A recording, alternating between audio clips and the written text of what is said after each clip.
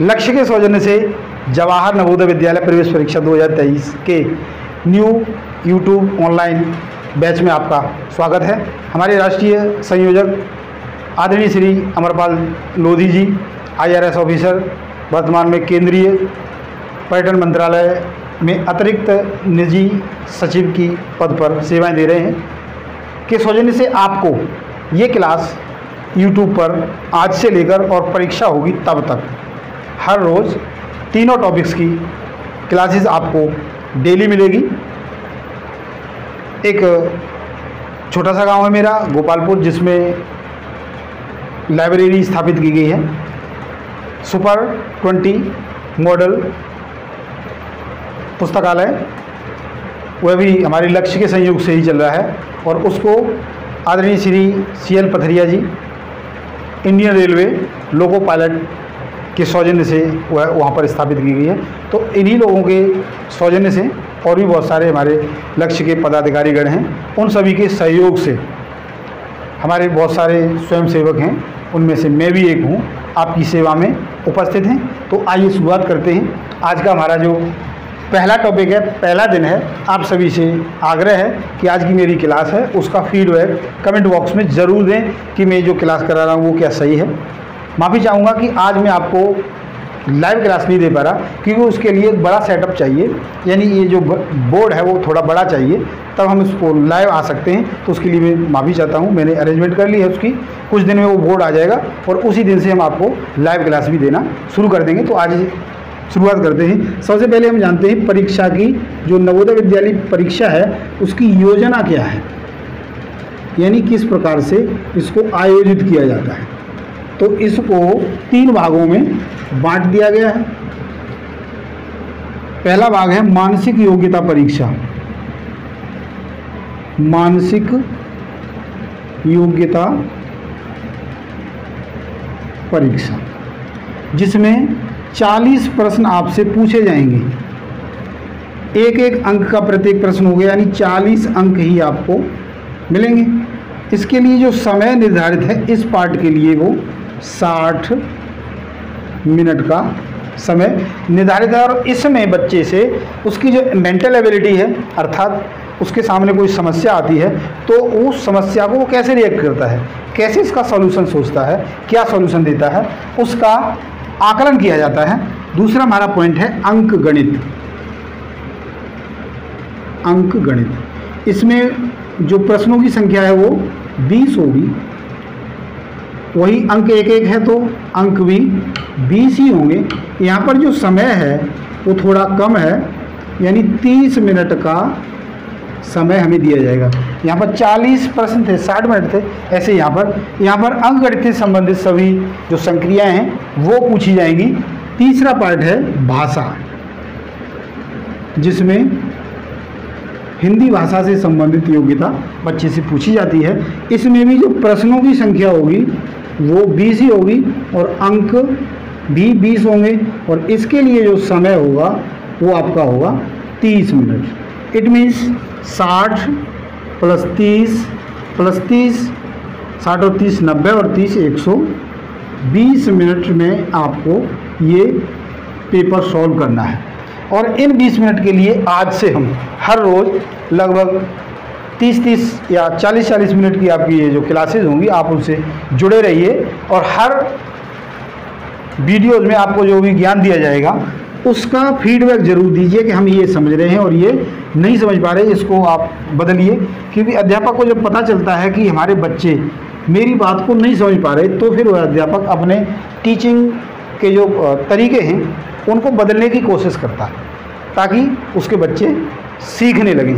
तो आप ज़रूर कमेंट बॉक्स में प्रतिक्रिया दें कि किस प्रकार से मैं जो करा रहा हूँ वो अच्छा है, अच्छा नहीं है तो कहाँ गलती है। आपके कमेंट्स का स्वागत है।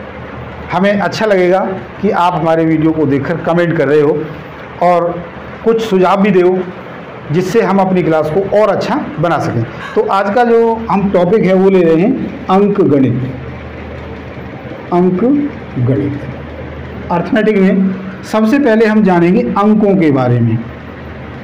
अंक यानी जो हमारे गणित का बेस है, और गणित सभी विषयों का बेस है। वैसे भी आप जानते हो गणित एक ऐसा विषय है जिसके बिना कोई भी सब्जेक्ट नहीं पढ़ सकते। हमारे दैनिक जीवन से संबंधित कोई भी काम है उसको भी नहीं कर सकते।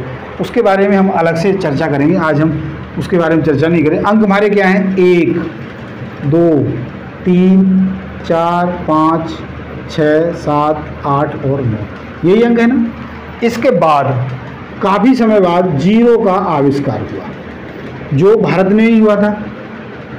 किसने किया था? आर्यभट्ट। आर्यभट्ट जी ने इसका आविष्कार किया। जीरो नहीं था तब तक यहीं पर उलझे हुए थे। जीरो आ गया, फिर क्रांति आ गई। जो हमारा मैथमेटिक्स है उसमें क्रांति आ गई। वैसे भी आपने एक मूवी का गाना सुना होगा, उसमें इस प्रकार के बोल हैं, जीरो दिया जब भारत ने तब दुनिया को गिनती आई। मूवी है कोई भी, उसका एक गाना है। तो यहाँ पर अब हम क्या देखते हैं, अंक यहाँ से लेकर गिने जाएंगे तो कितने? 9 हैं, और साथ में जीरो, अर्थात ये इसमें जुड़ जाएगा तो 9 + 1 बराबर अंकों की संख्या होगी 10। इस पर भी प्रश्न बनता है कि अंक कितने हैं। तो चूंकि यहाँ पर जीरो लिखा हो, इससे आगे को हम बढ़ जाएं तो कम से कम 60% बच्चों में कन्फ्यूजन ये होता है कि 9 तक जा रहे हैं तो 9 ही अंक हो गए, जबकि जीरो है वो इसमें इंक्लूड हो गया तो 10 हो गए। मैंने इस जीरो को यहाँ न लिखकर इसलिए ही इधर लिखा है कि यहाँ तक हम 9 पर पहुँच गए और ये जीरो जुड़कर इसमें, क्योंकि बाद में आविष्कार हुआ है, तो ये 10 बन गए। तो प्रश्न पूछा जाता है कि अंक कितने हैं। बहुत सारे बच्चे, लगभग 50% से ज़्यादा बच्चे 9 पर ही इसका टिक कर देते हैं, जो कि गलत हो जाता है। तो आपको आशा करता हूँ ये ध्यान रहेगा कि अंक कितने हैं, 9 नहीं है, 10 है। अब हम देखते हैं सबसे पहले प्राकृत संख्याएं। प्राकृत संख्याएं या नेचुरल नंबर्स।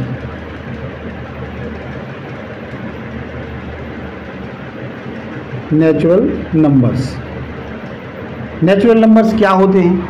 हम जानते हैं जो नेचुरल नंबर्स हैं वो क्या है, 1 से शुरू होते हैं। 1, 2, 3, 4, 5, 6 और ये अपरिमित रूप से बहुत आगे तक जाएंगे। यानी आगे का जो सबसे अंत का नेचुरल नंबर है वो क्या है, हमें इसके बारे में पता ही नहीं है। तो यहाँ से प्रश्न क्या बन सकता है? तो यहाँ से प्रश्न बन सकता है एक तो यही कि ये सीरीज दे दी जाए और ये पूछ लिया जाए कि इन सीरीज में से प्राकृत संख्याओं की सीरीज क्या है, प्राकृत संख्याओं का ग्रुप क्या है। तो इस तरीके से जो लिखा होगा वो प्राकृत संख्याओं का, यानी 1 से शुरू होगा और आगे तक जाएगा। ये पूछा जाए कि सबसे छोटी प्राकृत संख्या क्या होती है, तब क्या होती है? 1। ये पूछा जाए कि सबसे बड़ी प्राकृत संख्या क्या होती है, तो इसके बारे में हम कुछ नहीं कह सकते कि सबसे बड़ी प्राकृत संख्या क्या होती है, क्योंकि आगे जैसे बढ़ेंगे। अब हम यहाँ पर एक कॉन्सेप्ट है पूर्ववर्ती और है उत्तरवर्ती। पूर्ववर्ती अर्थात इस 3 का पूर्ववर्ती यानी पहले आने वाला क्या है, 2। उत्तरवर्ती 3 के बाद आने वाले यानी 4। तो किसी भी संख्या का पूर्ववर्ती निकालना है तो 1 घटाएंगे और उत्तरवर्ती निकालना है तो 1 जोड़ेंगे। अब आप इसी पर सोच के देखो कि हमें कोई भी संख्या बोल दी, अरबों में बोल दी, और हम कहें कि ये अरब है, इसका प्रोसेस जो उत्तरवर्ती संख्या निकालो तो हमें 1 जोड़ के निकाल लेंगे। तो फिर ऐसे उसका भी पूछा जाए तो और आगे बढ़ जाएंगे, यानी हम कहीं पर जाके रुक नहीं सकते। इसलिए हमारी जो सबसे बड़ी प्राकृत संख्या है उसके बारे में हमें कुछ भी नहीं पता, उसके बारे में हम कुछ नहीं कह सकते। तो इस टॉपिक पर भी यानी इस संख्या पर भी हमारे कितने प्रश्न बन गए कि सबसे छोटी प्राकृत संख्या 1, सबसे बड़ी के बारे में हम कुछ नहीं कह सकते, पूर्ववर्ती और उत्तरवर्ती संख्याएँ क्या होती हैं। दूसरा है पूर्ण संख्याएं। पूर्ण संख्याएं या whole numbers. Whole numbers, whole numbers यानी नेचुरल नंबर्स और होल नंबर्स में थोड़ा सा ही अंतर है। ये 0 से शुरू होंगे, 0, 1, 2, 3, 4, 5 अप टू 100, यानी अंत वाली चीज़ दोनों में बराबर है।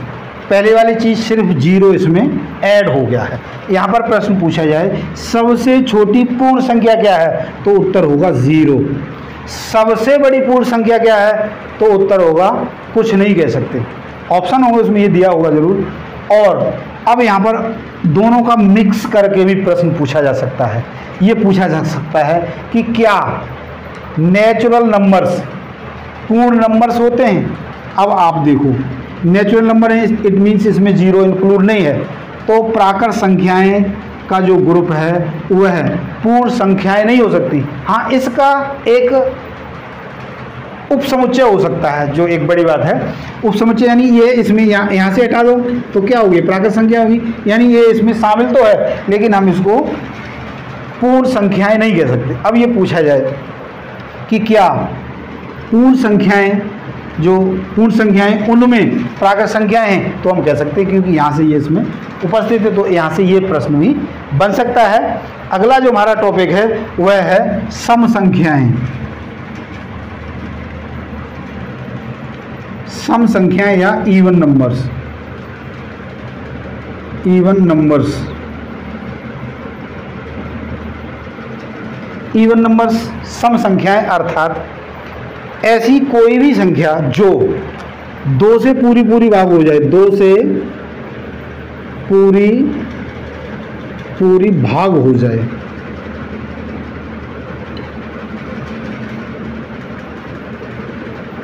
उसी को हम क्या कहेंगे, सम संख्या कहते हैं। सम संख्या कहते हैं। या ये भी कह सकते हैं कि कोई भी संख्या जिसको 2 से भाग करें तो उसका शेषफल शून्य आ जाए। जैसे मान लीजिएगा 6 को भाग कर रहे हैं इन 2 से, तो 2 तिये 6, ये जो शेषफल है वो क्या है, शून्य है। यानी 2 से भाग करें, पूरी भाग हो, तब शून्य ही बचेगा। तो 2 तरीके से कह सकते हैं। 2 से भाग करने पर यदि संख्या पूरी कट जाए, सम संख्या।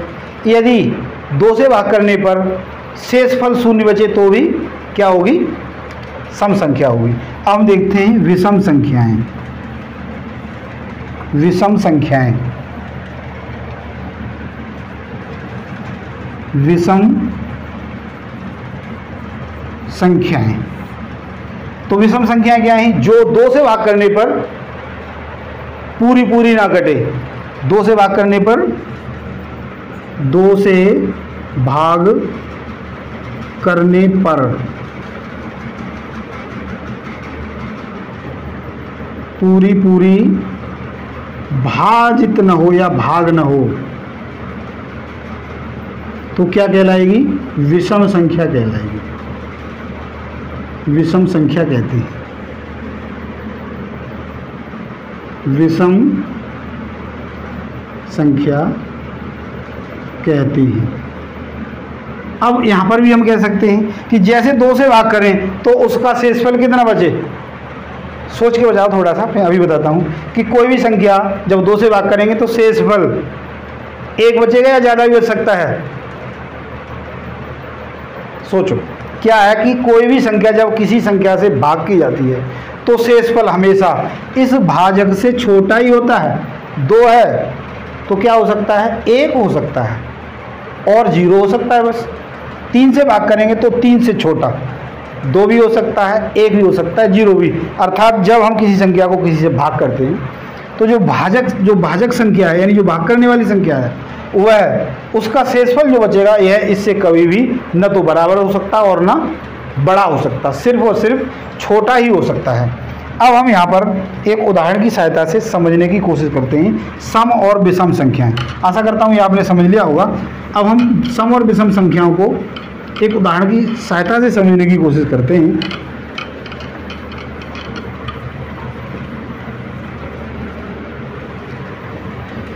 मान लीजिएगा यहाँ पर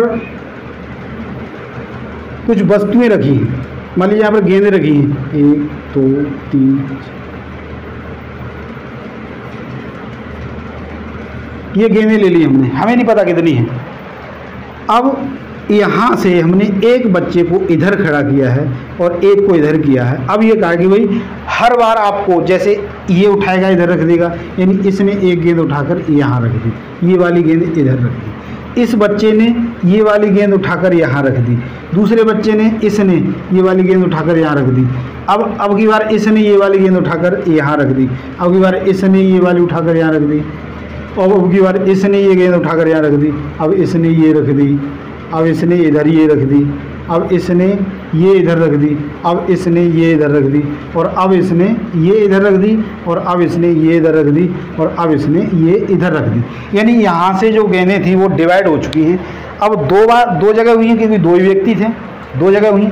अब हम इनको गिन लेते हैं और इनको गिन लेते हैं। क्या है? 1 2 3 4 5 6 7, यानी ये 7 हैं। इनको गिन लेते हैं 1 2 3 4 5 6, यानी ये कितनी है? 6 है। तो बराबर के लिए यदि हम इसको 6 करेंगे तो यहाँ पर एक गेंद रह गई, यानी ये क्या बच गया? शेष बच गया।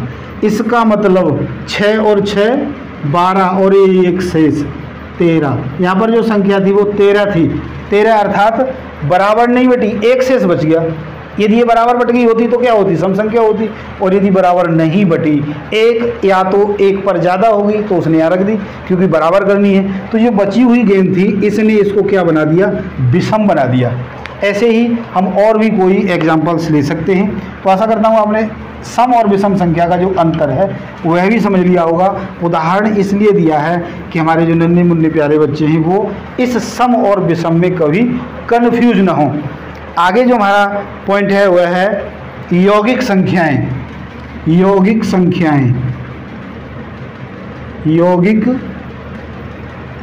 संख्याएं या composite numbers. Composite numbers, composite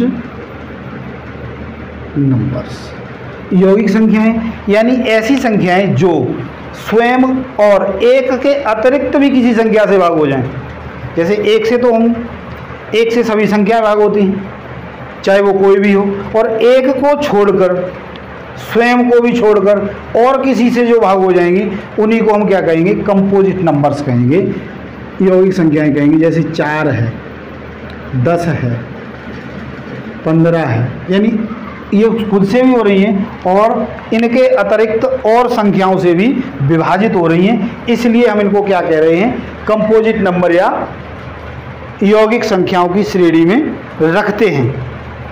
तो ये सभी संख्याएं क्या कहलाएंगी? हमारी कंपोजिट नंबर कहलाएंगी। इसके बाद जो हमारा अगला पॉइंट है वह है पूर्णांक। पूर्णांक या इंटीजर्स। इंटीजर्स, पूर्णांक या इंटीजर्स। तो इंटीजर्स हैं, इनमें क्या क्या आता है? सबसे पहले हम यही जान लें, पूर्ण अंक यानी जैसे पूर्ण अंक का मतलब है इसमें प्लस और माइनस जो अंक हैं वो प्लस और माइनस दोनों के होंगे। जैसे प्लस माइनस 1 होगा, प्लस माइनस 2 होंगे, प्लस माइनस 3 होंगे, प्लस माइनस 4 होंगे, प्लस माइनस 6 होंगे, प्लस माइनस 7, यानी ये सारे अंक हैं वो पूर्णांक कहलाएंगे। तो आशा करता हूँ आज एक छोटी सी क्लास लेता हूँ, जब हम लाइव क्लास लेंगे तो आपको बड़ी क्लास देंगे। तो आशा करता हूँ आज मेरे द्वारा समझाए गए कुछ पॉइंट्स को आपने अच्छे से समझ लिया होगा। इसके कुछ पॉइंट्स रह गए हैं जो बचे हैं, उन सभी को हम कल करा देंगे, फिर एक्सरसाइज बनाएंगे। तो आशा करता हूँ समझ लिया होगा। यदि समझ लिया, अच्छा लगा या अच्छा नहीं लगा, दोनों ही बातों को आप कमेंट बॉक्स में लिखें। और हमसे जुड़ने के लिए, हर रोज़ क्लास को देखने के लिए बेल आइकन को ज़रूर प्रेस कर लें, ताकि जब भी ये वीडियो अपलोड की जाएगी तो आपके पास सूचना पहुंच जाएगी कि इस टाइम से हमारी ये क्लास शुरू होने वाली है। तो आज के लिए इतना ही, कल फिर मिलते हैं। धन्यवाद।